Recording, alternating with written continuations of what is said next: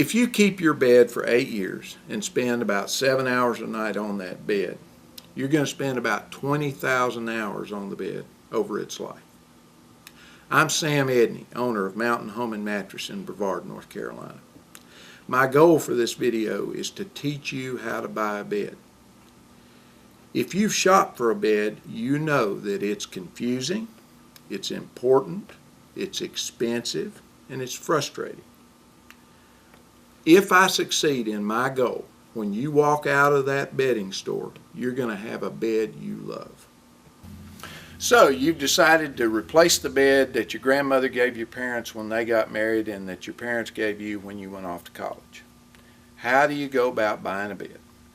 Well, first of all, you need to make a plan. That involves 2 steps. One is research, and the other is setting a budget.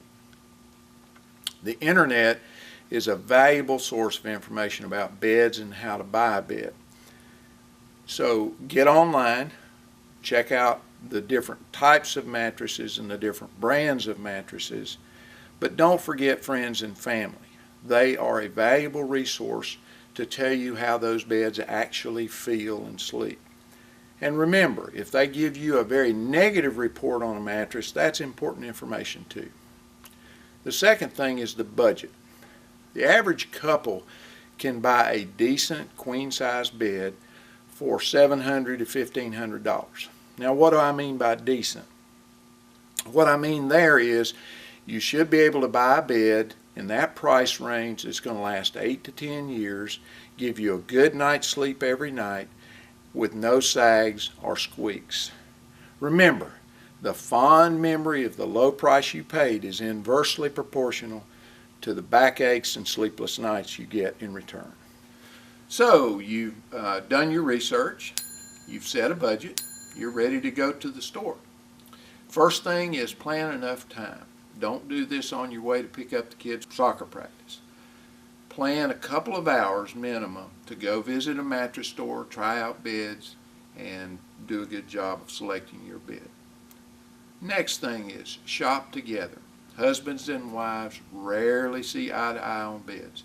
So you want to be there together so you can make a compromise, because it always involves a compromise on the bed you choose. Also, help each other. When you listen to doctors and chiropractors talk about sleep positions and beds and mattresses, they always talk about a neutral spinal position.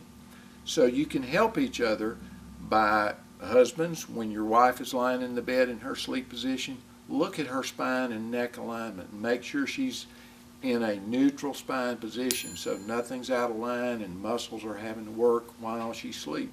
Third thing, eliminate as many distractions as you can while you're shopping. Leave your pocketbook in the car so you're not constantly worried about where you left it. Leave your cell phones in the car so you're not getting texts or phone calls. If you have small children, consider hiring a babysitter or get grandma and grandpa to keep the kids while you shop. In our store, we have a children's area with toys and books. Regardless of that, children are demanding and they're going to find you and interrupt you. So what you're trying to do is focus on the task. Spend time trying to recreate what happens in your bedroom when you go to bed in a mattress store. Another aspect of that is how you dress.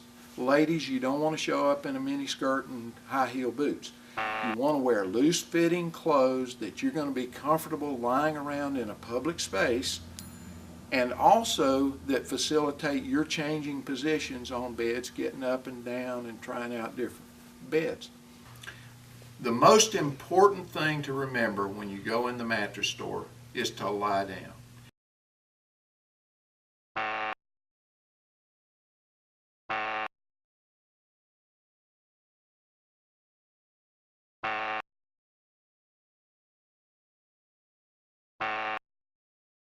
I'm a southern boy, raised right. Raised right means you don't put your feet on people's furniture and beds.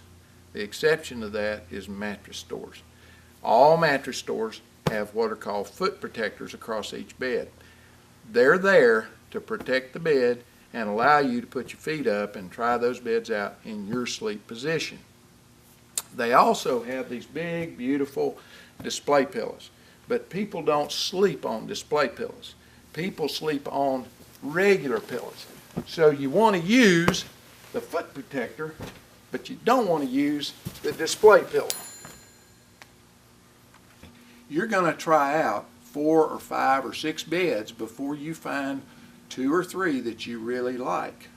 When you've narrowed that selection down to 2 or 3 beds that you really like, it's time to focus in, ask the salesperson to leave you alone, spend 15 or 20 minutes on each of those beds that you really like. Why do I say 15 or 20 minutes? On an innerspring bed, in 15 or 20 minutes, you're going to know how that bed's going to sleep. Now, if you're interested in a foam bed, a memory foam bed in particular, you need to double that time, because memory foam is so different. You need to spend more time on it, understanding how it feels and how it's going to sleep. Finally, you want to spend as much time as possible in your sleep position. And pillows play an important part in that. Side sleepers have a little different requirement as far as pillow goes than back sleepers. If you're a stomach sleeper, become a side sleeper. Stomach sleeping is a poor position. It puts reverse pressure on your back. It's just not a good idea.